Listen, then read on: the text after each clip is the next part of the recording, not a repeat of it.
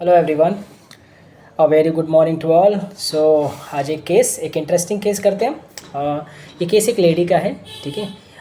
उसको मल्टीपल्स मतलब उसको प्रॉब्लम फेस करना पड़ रहा था। तो ये मुझे मेरे एक रिलेशन में है और मुझे उनकी मदर मदर इन लॉ का कॉल आया कि ऐसा ऐसा तकलीफ़ है।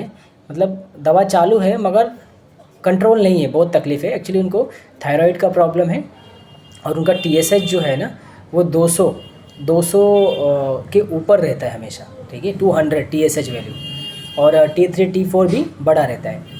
सो मैंने बोला ठीक है, मैं बात कराइए, मैं दवा देता हूँ। और उनकी थायराइड की गोली चल रही थी तो डॉक्टर ने तो कुछ 100 mg 100 mg के आसपास उनकी कुछ दवा चल रही थी 2 टाइम। सो मैंने बोला बात कराइए, मैं बात करता हूँ फिर देखते हैं।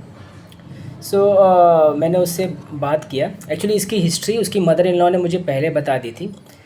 तो मैं आपको केस, जब वो लेडी के केस होने के बाद मैं उस आपको बताऊंगा कि उसकी मदर इन लॉ ने क्या बोला था। मैंने उससे उन्होंने फ़ोन लिया। मैंने बोला कि मेरी फ़ोन पे बात कराइए। सो उन्होंने फ़ोन लिया और बोला कि डॉक्टर साहब नमस्कार, मेरा नाम ये है और मुझे बहुत तकलीफ़ होती है। मतलब रात रात रात बहुत बेचैनी लगती है, नींद नहीं आती है, घबराहट सा रहता है, छाती में दर्द रहता है, थकान महसूस होती है और मेरे साइकिल जो पीरियड्स रहते हैं वो भी बराबर से आते नहीं हैं।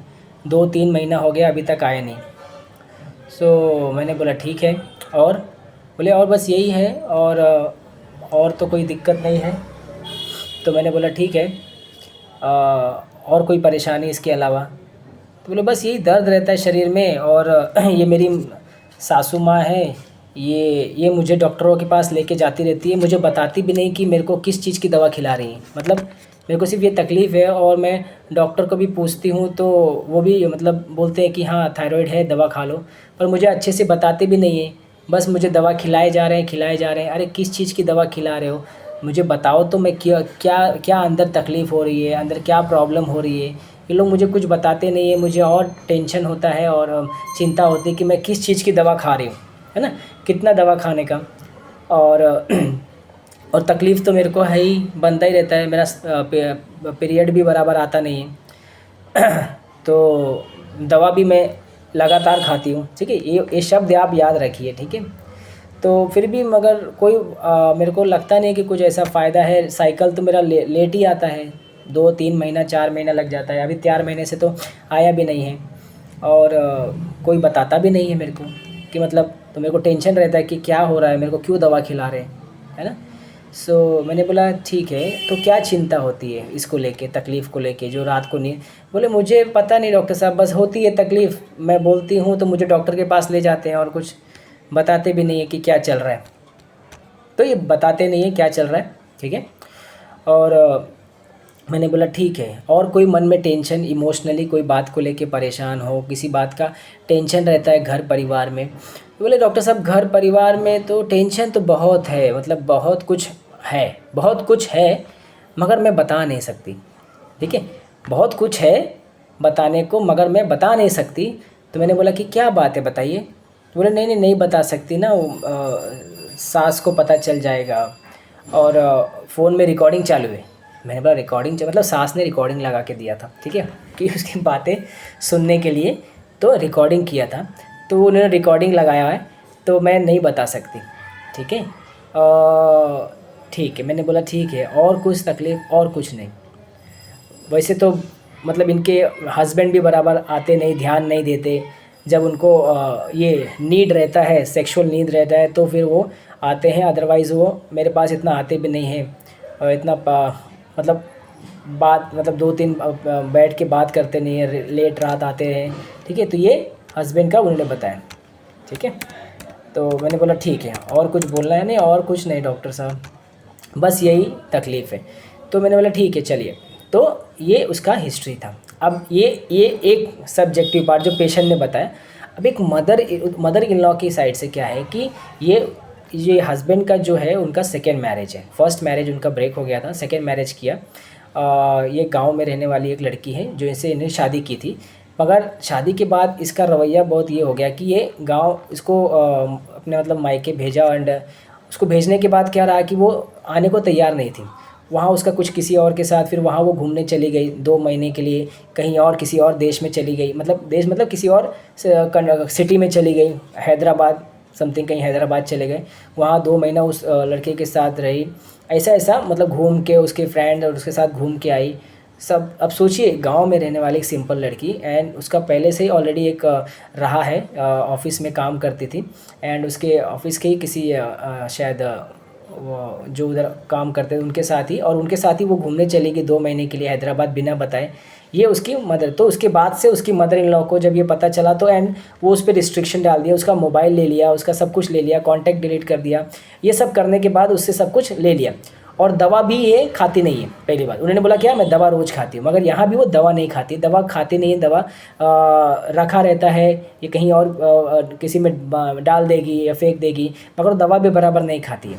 और उसका थायराइड भी जो रहता है वो 200, वो थायराइड का दवा भी वो डॉक्टर ने दिया है मगर वो भी खाती नहीं है, तो उसका थायराइड 200 के ऊपर ही रहता है हमेशा, ठीक है।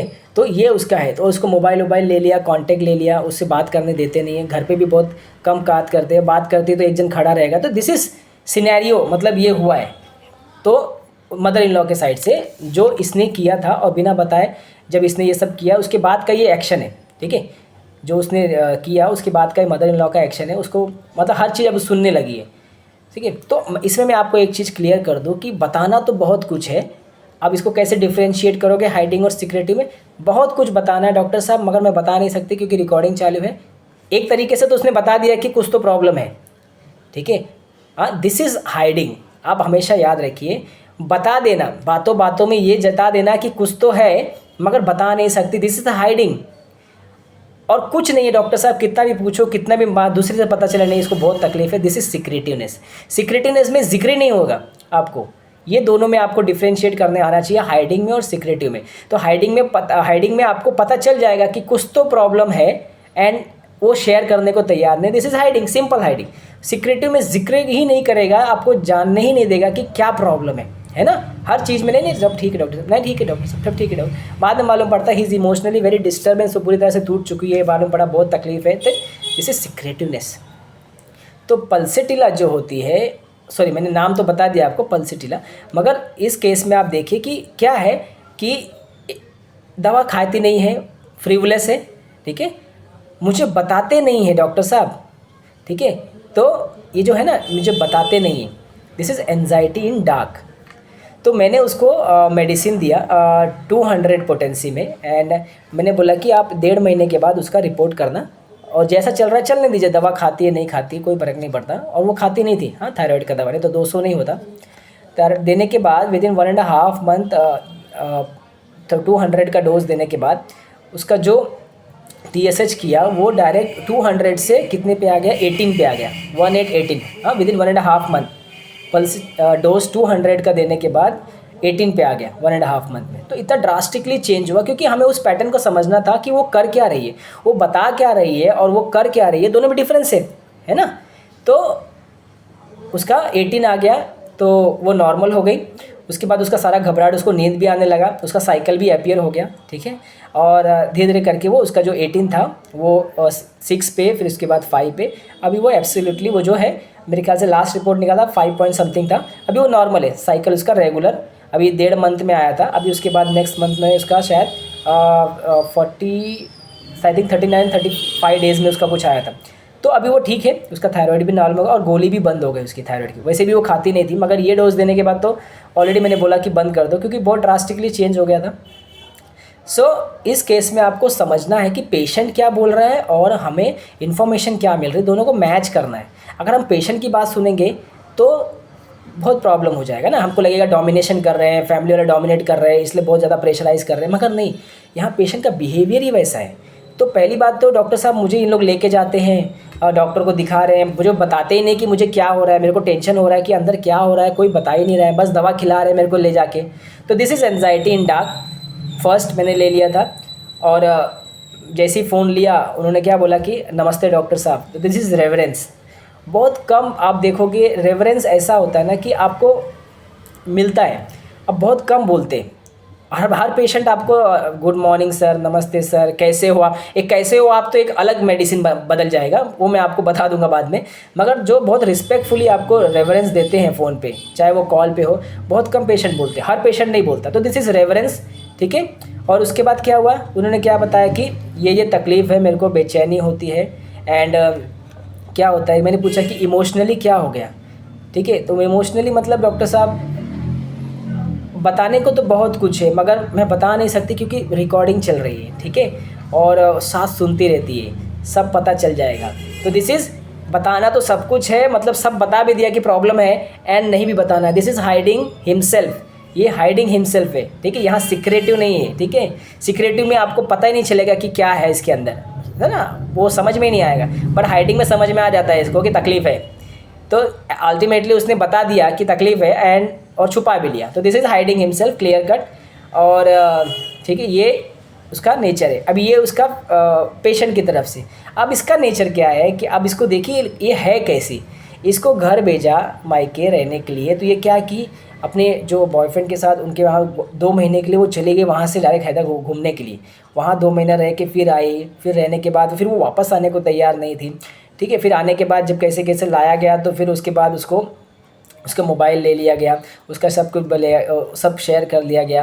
तो दिस इज़ एडल्टरस बिहेवियर ना। उसका जो बिहेवियर कैसा है, आप एक मैरिज लाइफ में हो और आप एक वापस से आप बैक टू पुराने प्रीवियस में जा रहे हो जो आपका पहले रहा है, तो दिस इज़ एडल्टरस बिहेवियर, ठीक है। उसके बाद फिर कैसा है, ऐसा दिखा रही है कि बहुत इसके साथ बहुत तकलीफ़ हो रहा है ना, मगर ये क्या कर रही है, ये दिखा कुछ और रही है ना, मगर है कुछ और। दिस इज़ हिपोक्रेसी, मैनिपुलेटिव, ये मैनिपुलेट कर रहे हैं ना। वहाँ गई, फिर वहाँ से वहाँ घूमने चली गई, किसी को बताए नहीं, फिर आने के बाद बोले मेरा ऑफिस का ट्रिप था, वहाँ घूमने गए थे सब, बाद में पता चला नहीं वो अपने बॉयफ्रेंड के साथ या फिर जिससे पहले था उसके साथ वो घूम रही थी। So this is manipulative, hypocrisy. जो फेस दिख रहा है एक्चुअली में वो फेस है नहीं, ठीक है।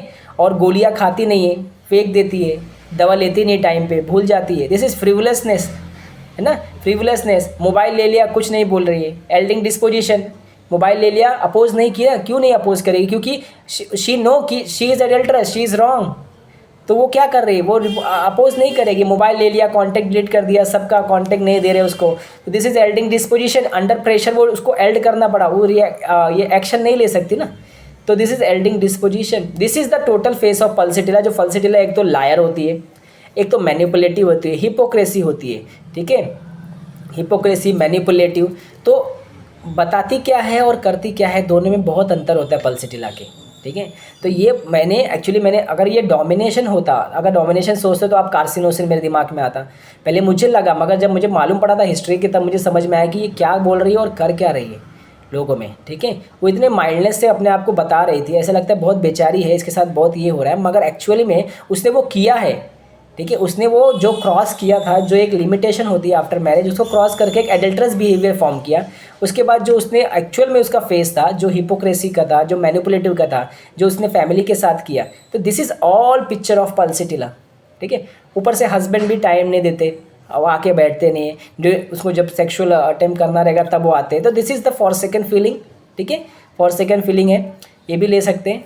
तो this is the case of pulsatilla. मैंने उसे पल्सिटिला 200 दिया था, एंड देने के बाद ही हाउ ड्रास्टिकली उसका जो थायराइड था, TSH था, वो डायरेक्ट 200 से 18 पे आ गया।